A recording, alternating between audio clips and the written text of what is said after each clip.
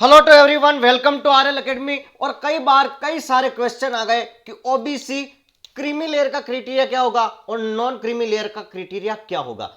मैंने 2 से 3 वीडियो बना दिया, लेकिन कई बार कंफ्यूजन फिर भी रह जाता है। तो उन कंफ्यूजन को, उन क्वेश्चन को मैं क्लियर कर रहा हूं, तो इसलिए वीडियो को शुरू से लेकर लास्ट तक जरूर देखें। सारे रूल मैं बता रहा हूं। ओबीसी मतलब होता है अदर बैकवर्ड क्लास। ये मंडल कमीशन में ओबीसी एससी एसटी जनरल के लिए जो आरक्षण दिया, वैसे ही एक ओबीसी का भी आरक्षण है। ठीक है, तो मैं एक चीज क्लियर कर लूँ। एससी एसटी वाले भी पूछते हैं सर हमारी क्या वैलिडिटी है, तो जो इनकी वैलिडिटी होगी, इनके कास्ट सर्टिफिकेट की, वो वैलिडिटी होगी लाइफ टाइम। ठीक है, और इनके क्रीमी वाला कोई सिस्टम नहीं है। इनमें सिर्फ आपकी कास्ट देखी जाएगी। आपकी कास्ट अगर एससी एसटी की सूची में आ रही है तो ठीक है, आपका सर्टिफिकेट डायरेक्ट बन जाएगा। आपका इनकम सर्टिफिकेट का कोई भी वहां पर रोल नहीं होता है। आपके इनकम सर्टिफिकेट का वहां पर कोई भी रोल नहीं होता है। पॉइंट क्लियर है? ओके, तो चलो मैं इस चीज को क्लियर कर लेता हूं ओबीसी क्रीमी लेयर का।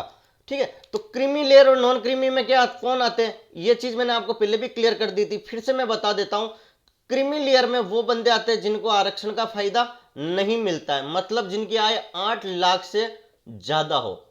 ठीक है, और जिनकी आय इनकम 8 लाख से कम हो, उनको नॉन क्रीमी में रखा जाता है, मतलब उनको रिजर्वेशन मिलता है। इनको रिजर्वेशन, इनको आरक्षण का फायदा मिलता है।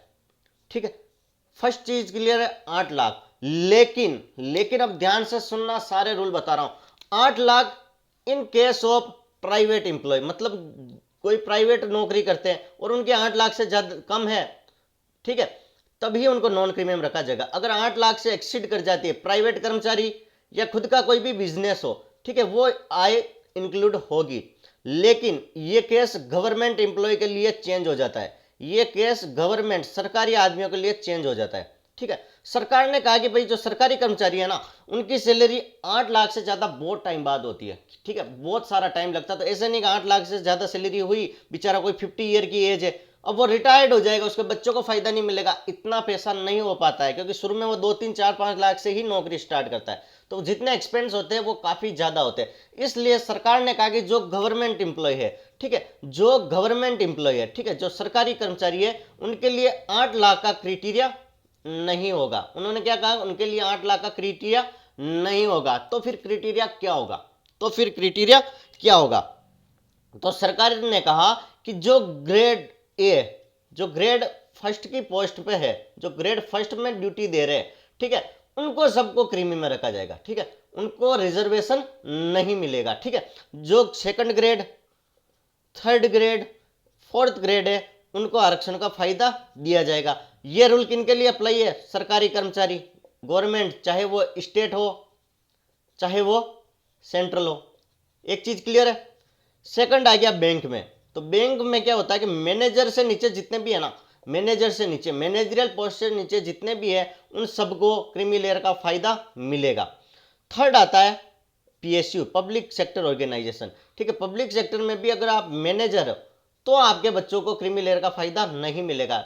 अदरवाइज उससे नीचे जितनी भी पोस्ट है उन सबको क्रीमी लेयर का फायदा मिलेगा। ठीक है, अब यहां पर ए ग्रेड पोस्ट का भी एक पॉइंट और क्लियर करना, एक पॉइंट और क्लियर करना, ध्यान से सुनना कि भाई मैंने ज्वाइनिंग की थी तब तो मैं थर्ड ग्रेड था। ठीक है, मैंने ज्वाइनिंग की तब तो मैं थर्ड ग्रेड था, और जब मैं 45 साल का हुआ तब मैं फर्स्ट ग्रेड में प्रमोट हो गया। जब मैं 45 साल का हुआ तब जाके मैं फर्स्ट ग्रेड में प्रमोट हो गया। तो सर जी मुझे बताइए कि मैं 45 साल की एज में आके फर्स्ट ग्रेड में प्रमोट हो गया तो मुझे आरक्षण का फायदा मिलेगा या नहीं? जरूर मिलेगा।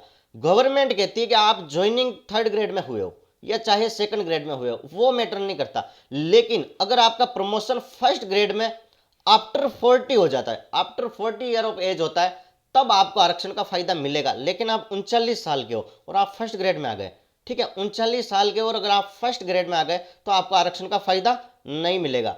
ठीक है, मतलब 40 साल से पहले अगर फर्स्ट ग्रेड की ज्वाइनिंग कर लेते हो आप, 40 साल से पहले, तब आपको आरक्षण का फायदा नहीं मिलेगा। पॉइंट क्लियर है?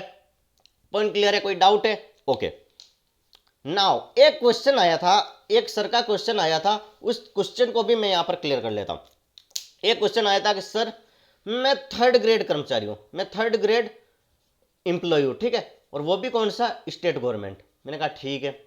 उन्होंने कहा मेरी जो वाइफ है, मेरी जो वाइफ है वो भी जॉब करती है, ठीक है, लेकिन कहां पर करती है? वो प्राइवेट सेक्टर में। क्लियर है।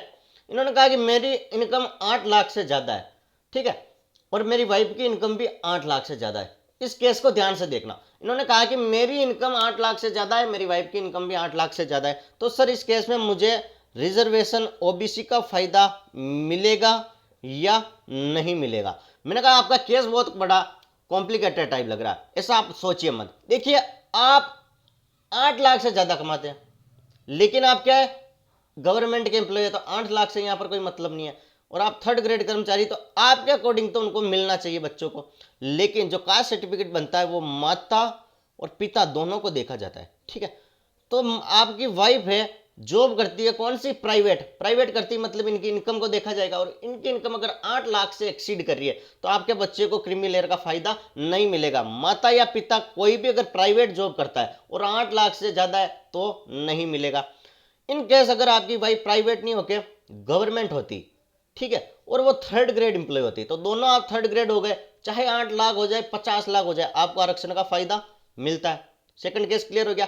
थर्ड केस कहता है कि आपकी वाइफ गवर्नमेंट एम्प्लॉय होती और फर्स्ट ग्रेड की होती, तो फर्स्ट ग्रेड पे तो मैंने पहले ही बताया था कि इनकम कोई मतलब नहीं है, फर्स्ट ग्रेड आया मतलब आपको आरक्षण का फायदा नहीं मिलेगा, आपके बच्चे को आरक्षण का फायदा नहीं मिलेगा, ठीक है। एक चीज है, आप भी सेकंड ग्रेड एम्प्लॉय, आपकी वाइफ भी सेकंड ग्रेड एम्प्लॉय है, दोनों गवर्नमेंट है और दोनों सेकंड ग्रेड हो, तब भी आपको नहीं मिलेगा, क्योंकि सेकंड और सेकंड वो गवर्नमेंट मानती है कि आप फर्स्ट ग्रेड के हो गए, ठीक है। अगर आप दोनों सेकंड ग्रेड एम्प्लॉय हो तो आपको आरक्षण का, रिजर्वेशन का फायदा आपके बच्चों को नहीं मिलेगा, ठीक है। तो ओबीसी क्रीमी लेयर का आपको एक चीज क्लियर हो गई होगी, मुझे लगता है कि आपको यह चीज अच्छे से समझ में आ गई, ठीक है।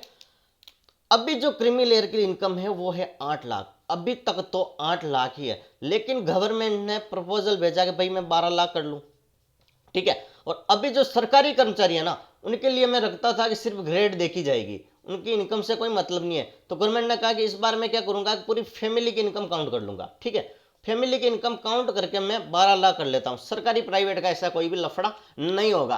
तो भाई मंडल कमीशन ने कहा, जो ओबीसी के लिए काम करता है, ओबीसी वेलफेयर, उन्होंने कहा भैया ऐसा नहीं होगा, फिर अगर आप सारी फैमिली की इनकम ऐड कर रहे हो तो फिर 12 नहीं 16 लाख कर दो। इसीलिए ये मैटर अभी तक कोर्ट में फंसा हुआ है, इसीलिए ये मैटर गवर्नमेंट के पास अटका हुआ है कि हम क्रीमी लेयर को इंक्रीज करे या नहीं करे, करे तो इसमें क्या संशोधन करे। पॉइंट क्लियर है, पॉइंट क्लियर है, ओके।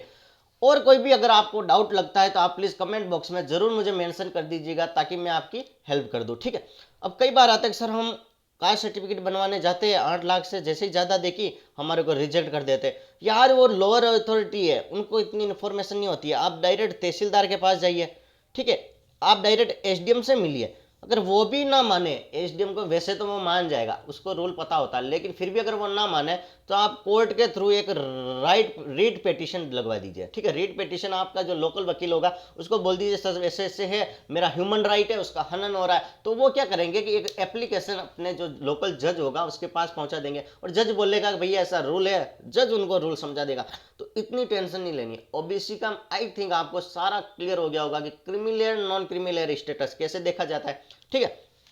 और हाँ, कई बार क्या होता है कि लोगों के आता है कि सर मैं खुद जॉब करता हूँ, मैं खुद जॉब करता हूँ और मैं क्या हूँ, एक टीचर हूँ, ठीक है, और मैं फर्स्ट ग्रेड टीचर हूँ, तो क्या मुझे रिजर्वेशन का फायदा मिलेगा। मैंने आपको एक चीज क्लियर की थी कि मदर और फादर का देखा जाता है। आप चाहे डीएम भी बन जाओगे ना, कलेक्टर, तो भी आपका कास्ट सर्टिफिकेट आपके मदर प्लस फादर से बनेगा। आपके मम्मी पापा अगर क्रीमी के अकॉर्डिंग आप नॉन क्रीमी में आ रहे हो ना, अगर आपके मदर फादर के अकॉर्डिंग आपको आरक्षण का फायदा मिलेगा तो आप फायदा उठाइए, क्योंकि आपकी जॉब, आप चाहे डीएम हो, उससे नहीं बनेगा, आपकी जॉब का फर्क आपके बच्चों पर पड़ेगा, आपके चाइल्ड पर पड़ेगा। पॉइंट क्लियर है। तो नेक्स्ट टाइम इस क्वेश्चन को पूछने से पहले ये वीडियो जरूर देखिए, ठीक है। और अगर आपको चैनल अच्छा लगा हो तो लाइक शेयर सब्सक्राइब और शेयर जरूर कर दे। Thank you so much.